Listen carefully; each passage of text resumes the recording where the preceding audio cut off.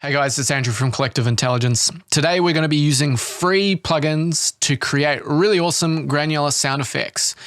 I'm going to demo the sound to you right now. This is one of the sounds that we made.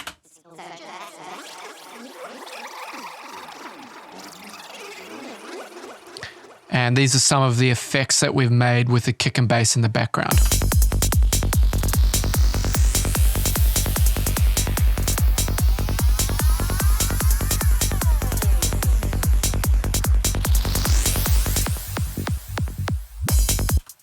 So we'll jump inside of Ableton and I'm going to show you guys how it's done.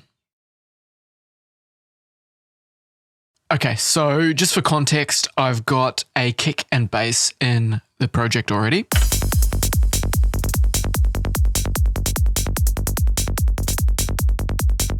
Bit of percussion there as well, just to give us an idea.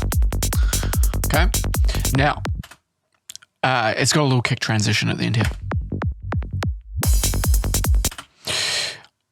I've got this sound. This was recorded after watching Twitch TV, the ASMR girls licking the ears of the microphones that they've got. They've got binaural microphones with an ear on each side, and they lick the ear, and then people pay them money to continue licking the ear. Some strange, like halfway between,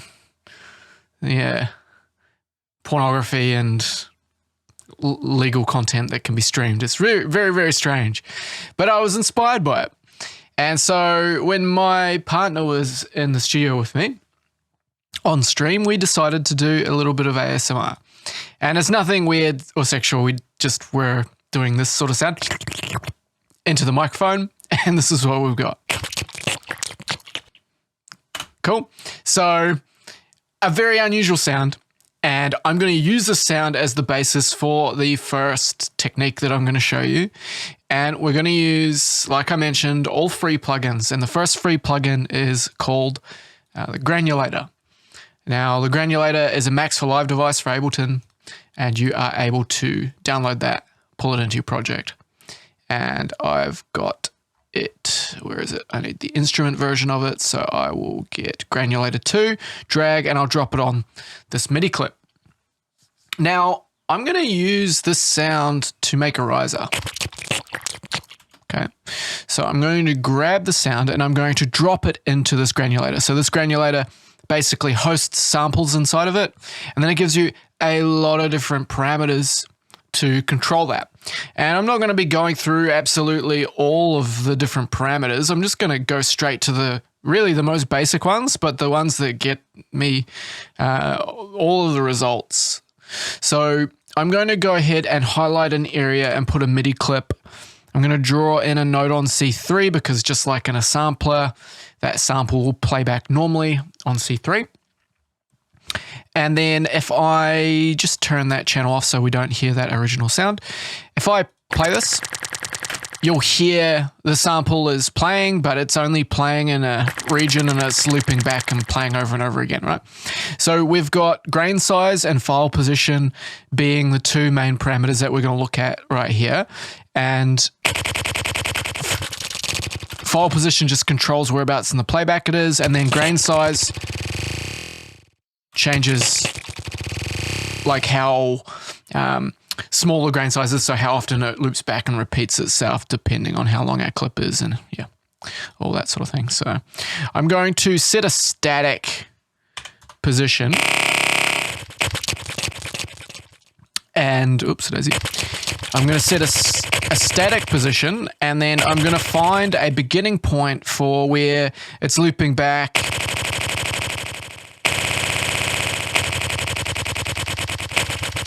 I think I'll start it sort of down here. I'm going to enable my automation, and I'm going to increase that like so, and have a listen to it.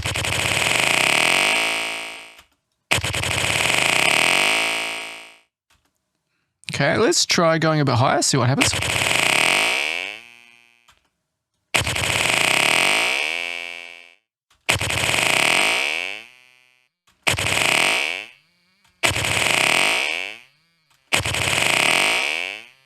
Cool, I'm going to play around with this and find a nice little sweet spot for myself. I like it there because it really rings out afterwards, right? So we've got this, and if we just listen to it, maybe we adjust the volume so that it sits with the kicker bass and the hats properly.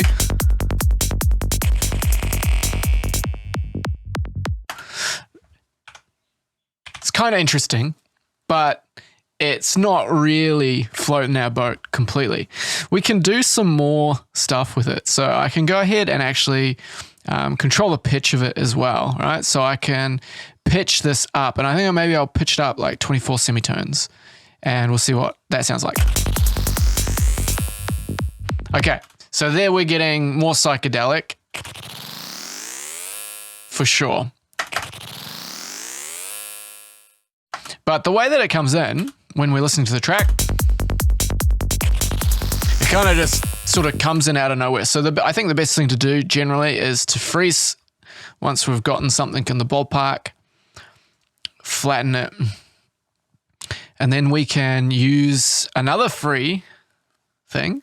I guess it's not free if you have to pay for Ableton, but volume fades. And we can introduce the sound gently. Right, and we can make that even more exaggerated like so.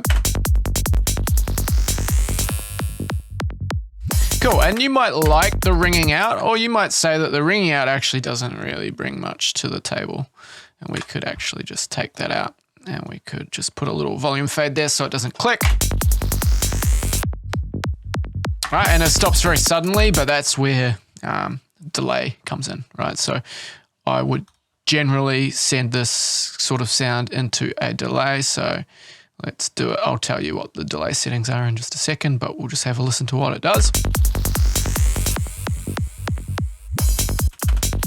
So something like this, right? Maybe a little bit more natural feeling. So maybe we want it to be on for a bit longer.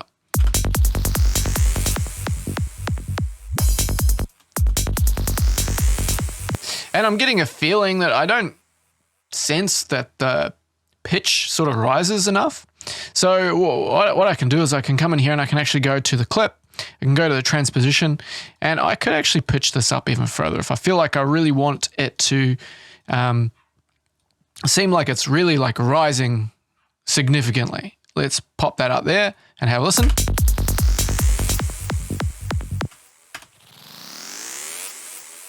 Maybe even a bit more. 24 semitones might be a bit more appropriate.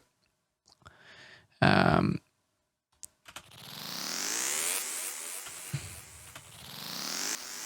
I just it's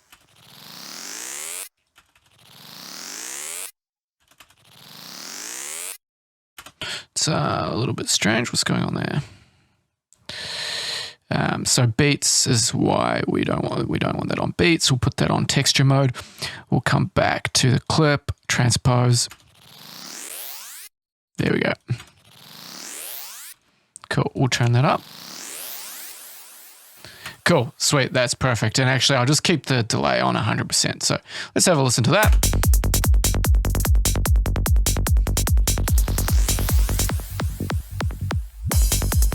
Cool. So great little sort of effect that works nicely. Nice and calm effect too. It's nothing too hectic. It's a nice little psychedelic zappy sound. So what we can do is we can use it in different contexts as well. So we could pull it down over here and I can set that back to the way that it was.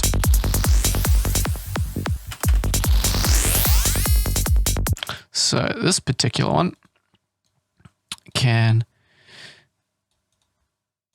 be used differently. So we can set it up like here.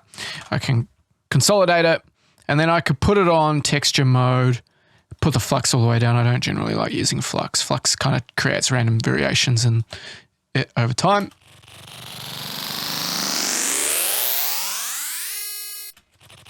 And we can play with grain size to get different textures.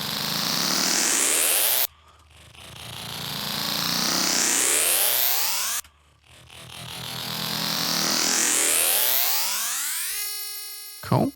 And then we could actually, We can modulate the grain position inside of the clip envelope here if we so chose, but I'm not going to do that in this example.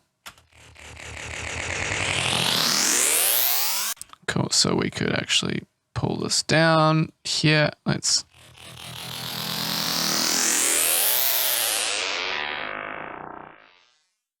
Cool, and if we pop delay on that as well, and we have a listen.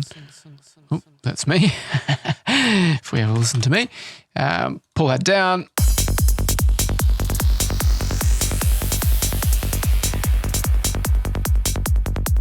All right, cool.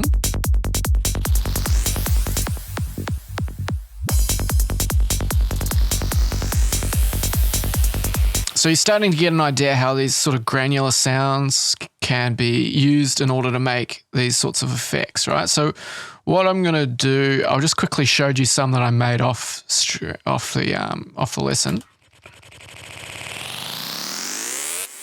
Right, so that's the same idea as this one, and then this guy here.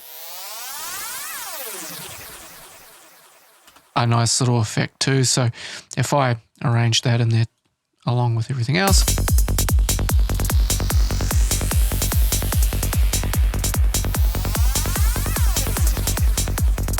And whilst I'm at it, all of these plugins, by the way, they'll be listed in the video description so you can use them. But this is another free one. And this is a cool plugin because it's like a spatializing effect, and it works very different to how the normal pan controls work in Ableton Live. So this actually uses like a way of binaural panning, so it's a bit more of a realistic seeming panning. And if you're wearing headphones, you'll get a really like intense effect of this, right? Even on monitors, you'll get a good idea though. So if I pop that on there, I'll just quickly, yeah.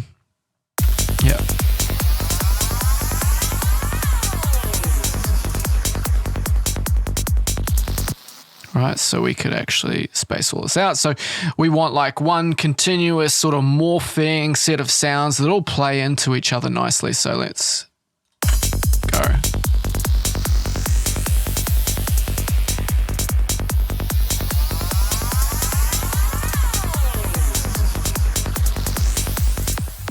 Cool, not too bad. I might just stretch this out a little bit more. And this feels quite quiet actually. Maybe we'll turn that a little bit up.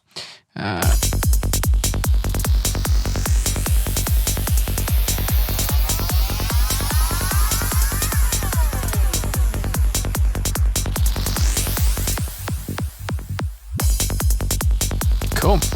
So all of that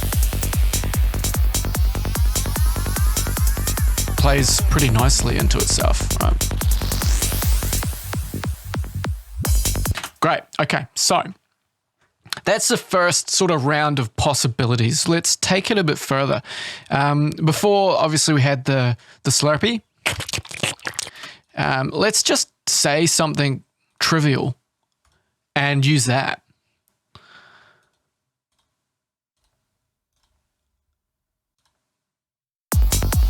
Say something. It's just...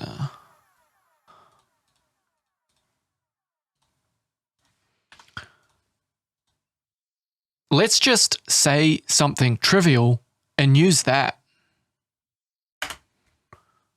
Okay, let's turn all this back on. I just turned it off just so the bleed from my microphone won't go into the recording. So I could have actually just soloed that channel rather than turning everything off, but it's all good. So now we've got something trivial. Let's just say something trivial and use that. Okay, let's do it. MIDI clip. MIDI channel, rather. I'm just going to shorten this so that we are just dealing with pretty much exactly what I got there. Consolidate. Consolidate. We'll go creative. Granulator again. Okay, Granulator. But I'm going to go beyond what we did before. Okay, so that's inside the Granulator. We can deactivate that. I'll just put it to the side just so it's not in the way. And we're going to go ahead and draw in a big long MIDI clip, and let's work some magic on this. So I'm going to show you another free device. It's called the, where is it? It's called the Strange Mod. And this is made by a guy called Dylan Bastian. He creates all sorts of very interesting Max for Live devices. So this is a modulator, and it's I tend to really love using like big chains of LFOs, right? But this one, it's like an LFO, but it's more like a three-dimensional LFO. You'll see that it's sort of moving and making shapes in a more of a three-dimensional space, whereas an LFO just traditionally follows like a 2D plane. So this is pretty trippy, and I'm going to show you some cool ways that we can use this modulator with the Granulator to create a lot of random and strange noise. So I'm going to go ahead and map the position of the grain with the y-axis. I'm going to map the position of the file position with the y-axis. And then I'm going to map the pitch with the z-axis. And I don't actually want it going super far down in pitch, so I think I'm going to limit that. I'll just put 25 on there. I think that'll stop it from going down too far. And I don't really like it when the grain size gets ridiculously small. So I'm going to pull down the upper limit, and I'm also going to pull it up the bottom limit because I don't like it when it gets too big either, right? So there's like a sort of fine line. Let's just watch that. Okay, cool. Now let's have a listen to this and see whether it even sounds interesting at all. Let's go.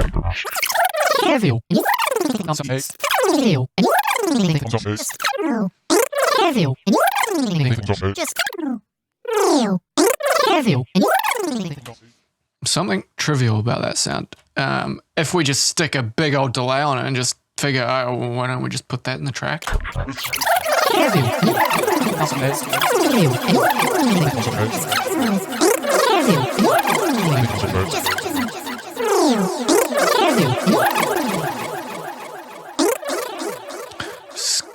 Make sure that you sort of EQ it a little bit, because you are getting into extremes.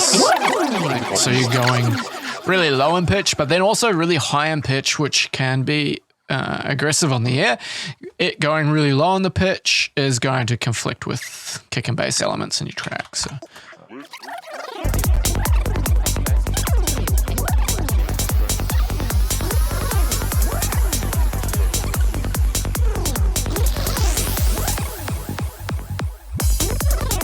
So if you don't mind like really out of control elements, something like that could suit you right off the bat, and you might be content with that just running really randomly and being really out of control. All right, so you can play with the Strange Mod. You can play around with the different actual shapes that it's going to make. You can play with the speed, variations, scale, and then you can just hit complete randomize on there as well. So there's a lot that you can do.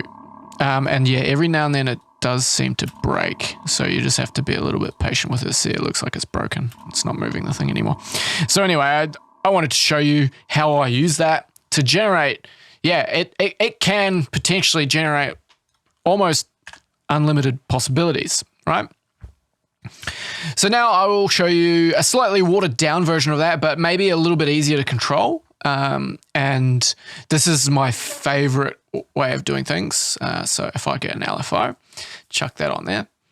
And I really like this technique. You can do some cool stuff with this. So for example, if I pop this on the file position, I've got the LFO, and if I go to random, and just a reminder again, this will be in the description. So if you want to download this LFO, it'll be available. If you want to get the other stuff, it's all going to be there. So all good. Now I've got it on random. Okay. And I want to set it to 1/16. Right. So it's randomly moving the position of the playback. So it's kind of like a sample and hold. And if I set the grain position, I could set it in a kind of spot where I want it to be, and then I could play this. Take that delay off there, right? I've put a whole bunch of delay on.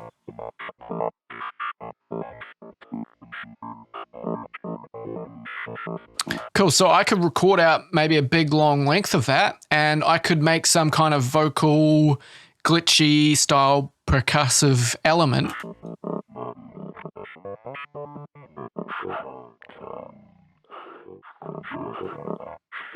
Okay, or I can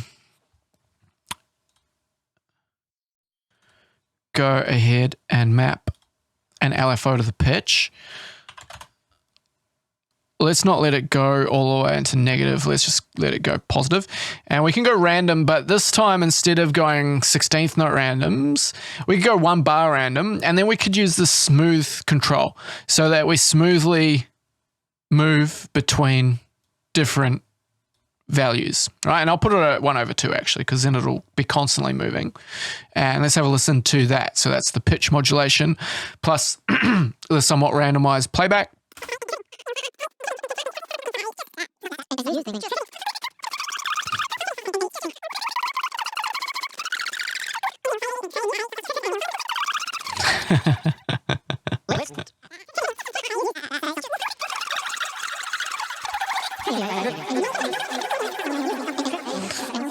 And you'll hear this a lot in my music. A lot of the tunes that I've got that are going to be coming out really soon have got this sort of thing happening in it.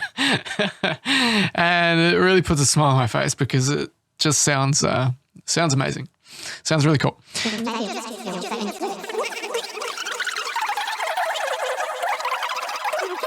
Some people might sound a little trivial. Cool. So obviously it's very chaotic. And my suggestion is like to let the chaos, embrace the chaos, but maybe record out big long sequences of this and then cut out, like there'll be every now and then there's going to be really nice little riffs that just sort of seem to fall into place and work with the rhythmic elements of the kick and bass and your drums and stuff. And then you're going to end up being like, oh, damn, recorded a whole bunch of this, got a little bit of gold, let's use that. Let's go ahead and have a listen to what this does, right? So I've just put a delay on there and I'm controlling the left and right channel simultaneously. It's on millisecond timing, right? So it's moving that around. What does that do to the sound? And remember, we've got this delay on here. We'll turn the delay off and listen to it dry.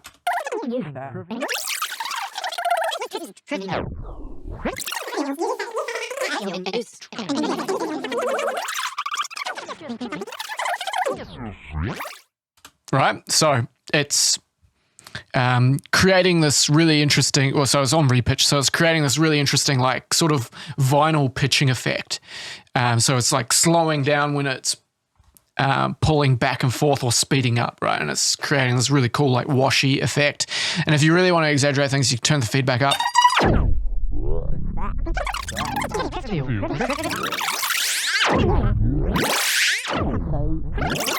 And then if you want to go super, super interesting, you can unlink them, grab another LFO, right? Getting a very intense series of LFOs going on here. Put that one on there, put that one on there, put it on random, put it on smooth. And this one, maybe we'll put it on some kind of irregular timing. And then this one, that'll be 1/3, that'll be 1/2. So they're not going to sync up, even though they would play different values anyway, but like we'll just keep them. So now we've got a very interesting stereo effect.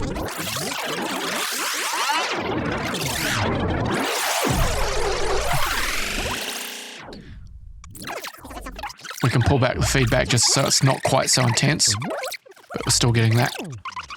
And we can crank up delay to make it really trippy.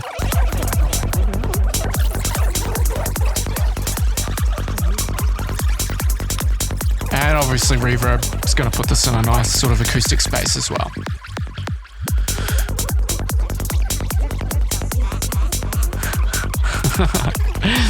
Cool. So like I said, Sometimes this randomized stuff can work really well. Sometimes you may want to kind of extract a little bit more order out of it. But a good way to do that, like I said, is like to freeze things and then take certain sections of it and have them repeating so that they actually create some familiarity, maybe even some groove, and some call and response, so that you've got something more consistent to hold on to rather than just real like random chaos. So there are a bunch of techniques that I've been using, mostly using, well, I think everything was a free plugin, except obviously the EQ I used and the delay I used, but you can use Ableton's EQ in the exact same way. You can use, the EQ settings. It's just an 1/8 dotted delay, single echo, quite a bit of feedback, 100% whip because it's on a send, and then I'm just cutting the lows out. So you can do that with Ableton's inbuilt delay. But yeah, flatten that, and now you've got a whole bunch of random stuff that you can do it all again to. So you can instantly just go, okay, texture, no flux, turn the grain size up, set up a new channel. I want to listen to Granulator 2 channel. Let's have a listen to it. We'll solo it just so we're hearing this. We'll hit record, and then I play with the transpose, pull the transpose up and down. It doesn't look like I've done that properly, but you get what I mean. Yeah, that's better. Pull that up and around. And you just can keep resampling until you really get something that you think is like psychedelic enough for your track, extreme enough for your track. So hope you enjoyed that video. I enjoyed making it. So I'll see you guys again very shortly.